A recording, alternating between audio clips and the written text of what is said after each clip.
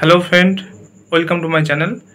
Yoga therapy বা যোগাসন বা যোগা এর কী উপকারিতা, এছাড়াও যোগা করার সঠিক সময় কি, আজকে সে বিষয়ে আলোচনা করব। চ্যানেল যদি নতুন, চ্যানেল সাবস্ক্রাইব করবেন। চলুন শুরু করা যাক। মনে রাখবেন, যোগাসন করলে শরীর, মন, আত্মার সুস্থতা বাড়ে। এছাড়াও যোগাসন করলে শরীরের নমনীয়তা, শক্তি এবং ভারসাম্য বাড়ে। হজম শক্তি বাড়ে এবং কোষ্ঠকাঠিন্য দূর হয়। রক্ত সঞ্চালন বাড়ে এবং শরীরের অভ্যন্তরীণ শক্তি প্রবাহ বেড়ে যায়। যোগা করলে চাপ, উদ্বেগ এবং দুশ্চিন্তা কমে। এছাড়াও যোগাসন আমাদের হার্টের স্বাস্থ্যের উন্নতি করে। উচ্চ রক্তচাপ, স্থূলতার মতো হৃদরোগের ঝুঁকি কমে। নিম্নতর পিঠের ব্যথার লক্ষণগুলো কমে। এছাড়াও হাঁপানি, ফুসফুসীয় ব্যাধি, বিভিন্ন বহুমূত্র ইত্যাদি রোগের উপর প্রভাব ফেলে। মানসিক ফোকাস তীক্ষ্ণ হয় এবং মানসিক স্থিতিশীলতা বাড়ে।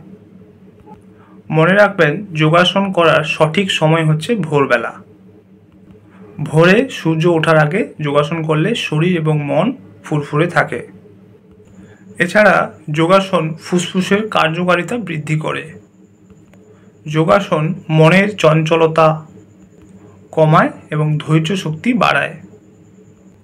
কোন কোন রোগের জন্য কোন যোগাসন ভালো, চলুন দেখে নেওয়া যাক।